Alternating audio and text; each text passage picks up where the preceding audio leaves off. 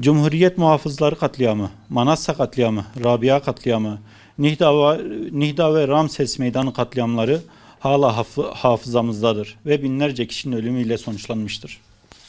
Darbenin ilk zamanlarında gerçekleştirilen katliamlar zamanla azalsa da özellikle siyasi muhaliflere yönelik kaçırılma, gizli alıkonma, zorla kaybettirme, işkence ve infaz gibi en ağır insan hakları ihlalleri sistematik bir hal almıştır.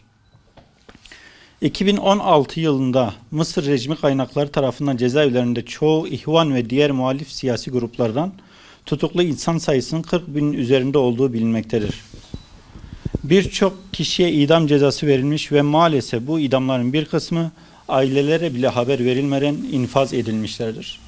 Muhammed Mursi ise 7 yıllık işkence ve kötü muameleye daha fazla dayanamayarak mahkeme duruşma esnasında hayatını kaybetmiştir. Yaşayan tüm bu hukuksuzluk karşısında aralarında kadınların ve gencecik öğrencilerin de bulunduğu mahsuplar zaman zaman açlık grevi yaparak dayanılmaz hallerini duyurmaya çalışmaktadır. Mahsupların yakınları ve avukatlarıyla görüşmelerine izin verilmemektedir. Bizler dünyanın ve Türkiye'nin farklı yerlerinden insanlar olarak Mısır cezaevlerindeki mazlumların yalnız olmadıklarını onlara göstermek için onlara mektuplar gönderiyoruz ve göndermeye devam edeceğiz. Cezaevleri yöneticilerine eziyet ettikleri insanların yalnız olmadığını göstermek ve her mektubumuzda işkencelerine engel olacak bir set olmak istiyoruz. Mahsup kardeşlerimize umut, zalimlere ise korku olmak istiyoruz.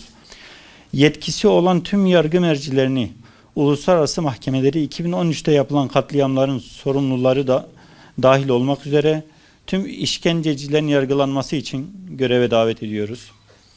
Sesimizi duyan herkesin Mısır cezaevlerindeki mahsuplara mektup, kartpostal, resim, fotoğraf ya da sadece merhaba yazan notlarla binlerce zincir oluşturmaya davet ediyoruz.